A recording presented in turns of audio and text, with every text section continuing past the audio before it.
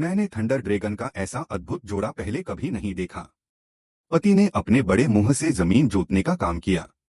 उन्होंने इतनी तेजी से जमीन जोती कि आधुनिक किसान पत्नियां भी उसके साथ नहीं चल सकती। पत्नी भी व्यस्त थी।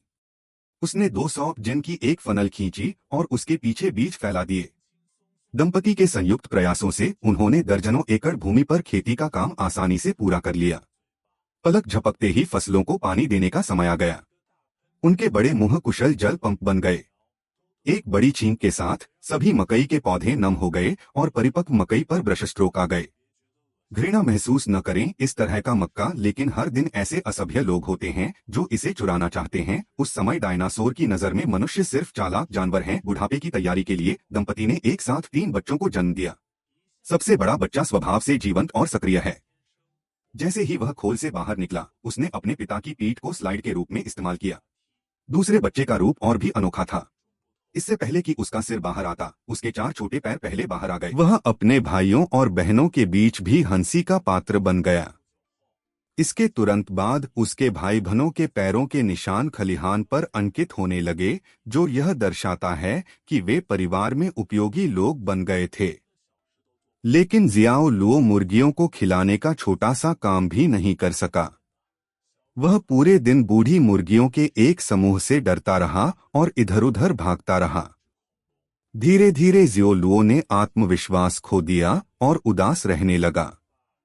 उसे लगा कि वह डायनासोर बनने के लायक ही नहीं है। यह सब उसके चौकस पिता ने रात में देखा तो उसने तुरंत अपने पिता से मदद मांगी। पिताजी धीरे धीरे आगे बढ़े और धीरे से फूंक मारी। छोटे कीड़े ने वास्तव में एक पीली रोशनी उत्सर्जित की। तो जुगनू कुछ इस तरह दिखता है।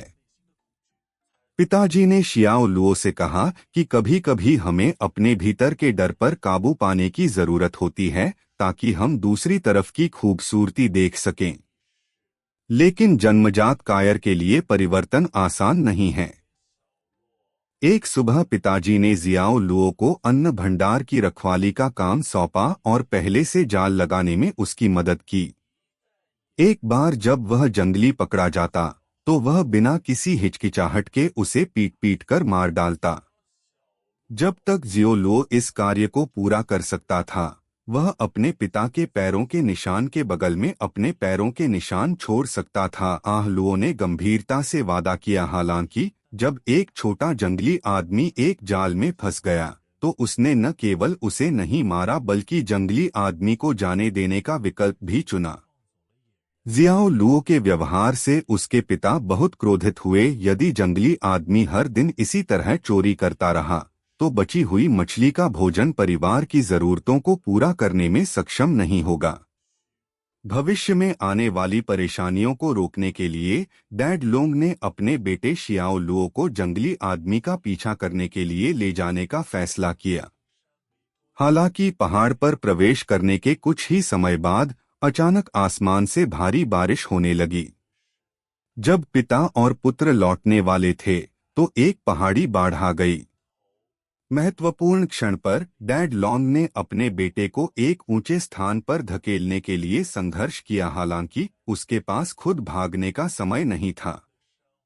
निर्दयी पर्वतीय धारा द्वारा निगल लिया गया। अपने पिता ड्रैगन को खोने के बाद सारा बोझ उसकी मां ड्रैगन पर आ गया। आह लुओ को बहुत ग्लानि महसूस हुई और उसने अपनी मां का बोझ कम करने में मदद करना शुरू कर दिया। एक दिन जब आह लू मकई की कटाई में व्यस्त था, उसने एक बार फिर उन असभ्य लोगों को देखा जो भोजन चुरा रहे थे।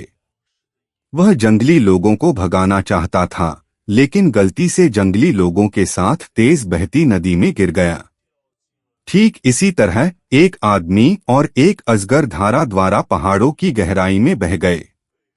नायक के प्रभामंडल के तहत वे आपदा से बच गए। यही जियाओ लुओ को वास्तव में एहसास हुआ कि अलग-थलग और असहाय होने का क्या मतलब होता है। वह अपना पेट भरने के लिए कुछ जंगली फल तोड़ना चाहता था, लेकिन उसका पैर फिसल गया और वह लगभग अपनी जान गंवा बैठा। यहाँ तक कि बारिश से बचने के लिए एक साधारण तंबू लगाना भी बहुत कठिन था। उसके भद्दे रूप के कारण चूहे के परिवार ने भी उसका उपहास उड़ाया। सौभाग्य से छोटा जंगली आदमी आभारी था और उसने जियाओ लुओ के लिए बहुत सारा भोजन ढूंढ निकाला। जियाओ लुओ जो शाकाहारी भोजन खा सकता है। छोटे जंगली जानवर को मांस में बिल्कुल भी दिलचस्पी नहीं थी। उसने सोचा कि जियाओ लुओ उसे खाने से बहुत डर रहा है, इसलिए वह तुरंत उसके पास गया और उसने कीड़े का सिर काट लिया।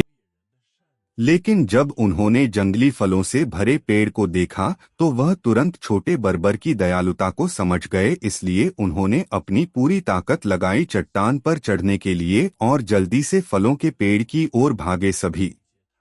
उसने भोलेपन से यह मान लिया कि छोटा जंगली आदमी मानसिक रूप से बीमार था। दुबला-पतला जंगली आदमी जियाओ लुओ के कदमों को रोक नहीं सका। जियाओ लुओ जंगली फल को काटने के लिए इंतजार नहीं कर सका, लेकिन अगले ही पल एक जहरीला सांप उसके मुंह पर आ बैठा। ऐसा लग रहा था कि जहरीले सांप ने जियाओ लुओ को पहचान लिया था और उसने अपना मुंह चौड़ा करके खोल दिया था और वह हमला करने ही वाला था। महत्वपूर्ण क्षण में छोटा जंगली आदमी समय रहते आगे बढ़ गया। उसके भयंकर और क्रूर रूप ने जहरीले सांप को थोड़ा डरपोक बना दिया। जहरीले सांप के हमले का सामना करते हुए छोटा जंगली आदमी जहरीले सांप के पीछे भागा और अपने फुर्तीले शरीर का उपयोग करते हुए जहरीले सांप की नजर से सफलतापूर्वक बचने के लिए और उसे काटने के लिए हवा की कमी का फायदा उठाया। विषैले सांप ने तुरंत अपना संतुलन खो दिया ताकि जियाओ लुओ तैरना सीख सके।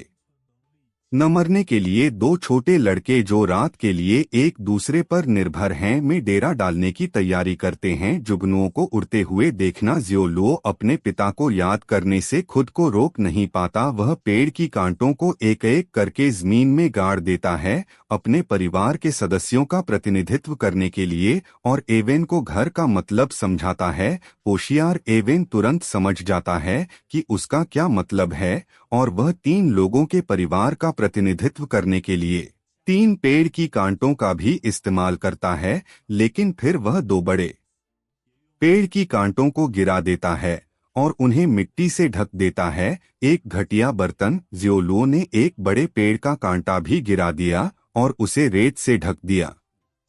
ऐसा प्रतीत होता है कि यह उसके पिता की कब्र है।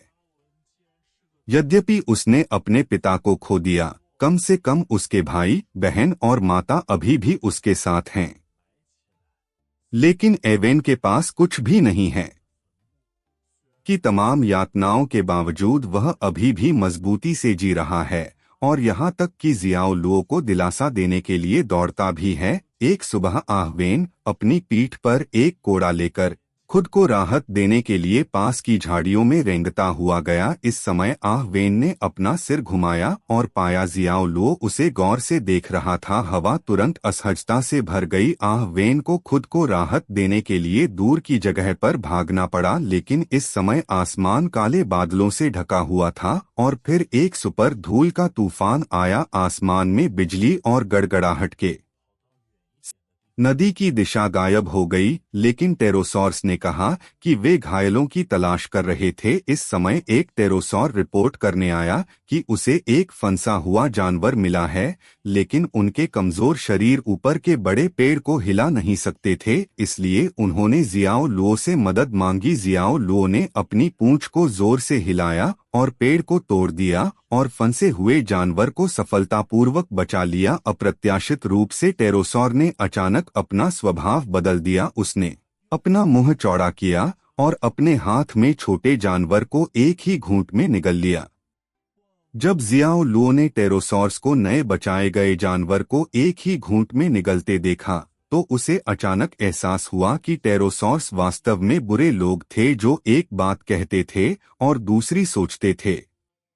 जब टेरोसॉर्स भोजन के लिए लड़ रहे थे, जियाओ लुओ ने भागने की कोशिश की। अप्रत्याशित रूप से तेजतर्रार टेरोसॉरस ने उसका रास्ता रोक लिया, उसे घेर लिया और जियाओ लुओ को घर भेजने का नाटक किया। इस समय एक टेरोसॉर ने जियाओ लुओ के शरीर से अन्य जानवरों की गंध सूंघी, इसलिए उसने तुरंत जियाओ लुओ से पूछा कि एवेन कहाँ छिपा है। जियाओ लुओ के पास झूठ बोलने के अलावा कोई विकल्प नहीं था और उसने कहा कि वह एक चट्टान के पीछे छिपा हुआ है। हालांकि चालाक टेरोसोरस नेता को मूर्ख नहीं बनाया जा सका और जियाओ लुओ की अनिश्चित आंखों के आधार पर उसने तुरंत एवेन को एक पेड़ के पीछे छिपे हुए देखा। फिर उन्होंने सीधे एवेन पर हमला किया। बुश एवेन चतुर था और जियाओलुओ की तरफ भागा। जियाओलुओ ने एवेन को उठाया और हताश होकर भागने लगा। 3 टेरोसॉरस ने हवा में उसका पीछा किया। थोड़ी देर तक दौड़ने के बाद घबराए हुए जियाओलुओ को गलती से कुछ ही दूरी पर एक पत्थर घास ड्रैगन मिल गया।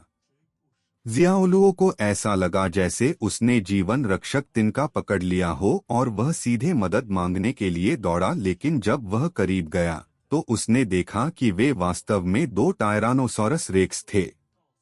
क्या यह मौत को आमंत्रित करना नहीं है? तो जियाओलुओ तुरंत पलटा और अपनी जान बचाने के लिए भागा। अप्रत्याशित रूप से वह पेट्रोसोर द्वारा जमीन पर गिरा दिया गया। ओह भयानक दृश्य ने जियाओलुओ को इतना डरा दिया कि वह कांप उठा।